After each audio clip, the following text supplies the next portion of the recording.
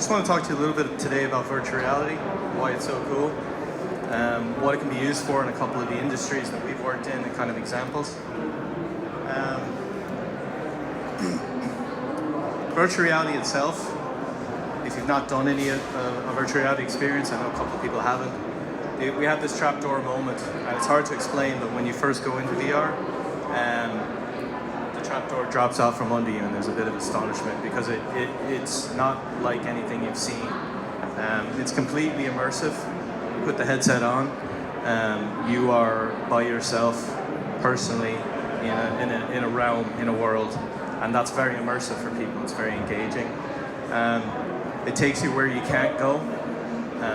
Last week, or if you came to our studios in Waterford, I could take you through the dining room of the Titanic, and you could walk up the grand staircase. Last week I was in an experience up on top of Mount Everest looking over a precipice. These are things I'm not ever going to do in real life, and most of us won't, but in VR you can do it, and it's pretty cool stuff. And scale and size do matter. Just on those two examples with Titanic, if you're standing on the docks of Titanic on a human scale looking up at the ship, it's very, very big, and it's amazing. You don't really realize it until you get into VR because how you see scale is really important. Also, standing at the edge of Mount Everest looking over, I got a bit of vertigo, and you do feel it. You get a sense of how amazing it is to get to the top of that mountain. So that immersive quality for VR really gets people straight away. Just a little bit of background about ourselves. I won't go too much into it, but I quit my day job about 20 years ago, 20 years ago this year, to form the company with two other guys. We're all still there. We started out in '99, was all websites and animated cat GIFs, and Alta Vista was a browser, and Y2K was going to end the world, and thankfully it didn't. But what we started out in is logos and websites. And people would come to us in that time and say, look, I need a website. And we would instantly ask, why do you need this website? And they would say, well, they have one, or I saw it in the paper, or I saw it on the news. And we kind of thought that's not a great reason to have a website. It's a good start. And bringing it forward to 2019, what's the difference between this and virtual reality? It's the same thing now. It's the latest thing that everyone talks about. It's the latest craze. I've seen it on TV. I want to do a VR experience. Why? Because they have one. So it hasn't changed a whole lot. I'm going to divert a little bit here on logos and brands. What they're really wanting to talk about is what's the story. And a logo and a brand, any designer, John will tell you that if you come to him and say, excuse me, I need a logo, you don't really need a logo. You really need to tell your brand story. And your brand story is how people perceive you and your product. So these are some of our clients that we work with. They all have a very different story that they tell through their logos, through their advertising channels, through virtual reality. And that storytelling is really, really critical.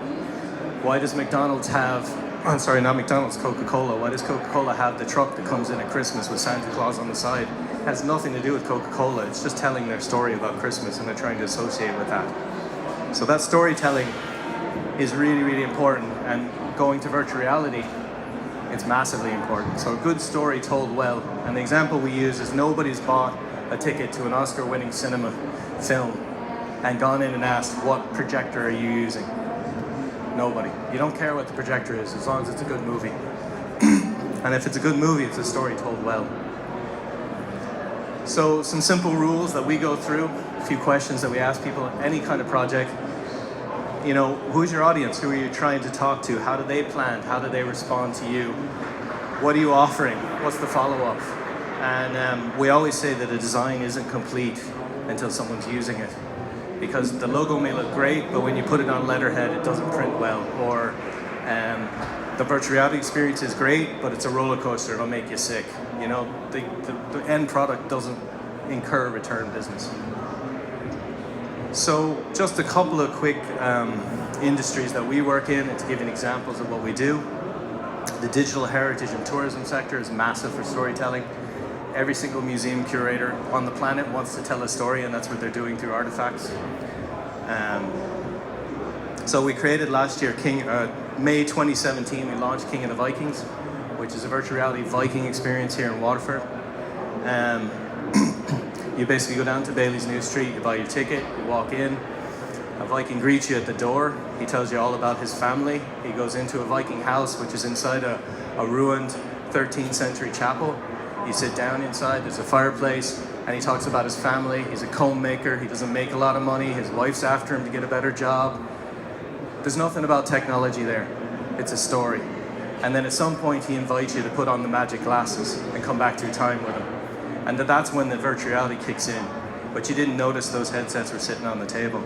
So you do 16 minutes and 48 seconds of an experience where you go through the history of the Vikings in Waterford, and it's a story well told. There's rats that run around your feet. You swim through a pile of dead bodies in the aftermath of a battle. No one remembers the dates and times that the Vikings invaded. Everyone remembers the rats. They all talk about it. And it's fun. It's only £7. People return visits. So some of the stats there back that up. It's been 90% occupied since May 2017. There's 10 seats. Number 1 on TripAdvisor, it beat Waterford Crystal, which we like. And last year got the People's Choice Awards for TripAdvisor for a top 2% of attractions in Ireland overall. So that's a testament, I think, to really good storytelling. On the back of that, Viking House, some Norwegians came over and they, visited King of the Vikings, and they came to us and said, listen, we're the real Vikings, so you have to work with us and tell our story.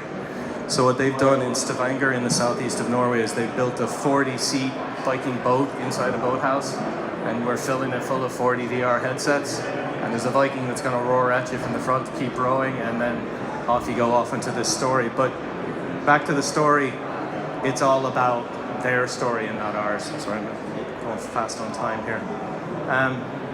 So the construction industry is North Quays, and we had the city architects in Waterford show us the North Quays in a BIM model. We rendered that in VR, and the guys said to us, can you move that building over? Can you move this over? And also they had this argument amongst themselves, yeah, the mezzanine is actually too high.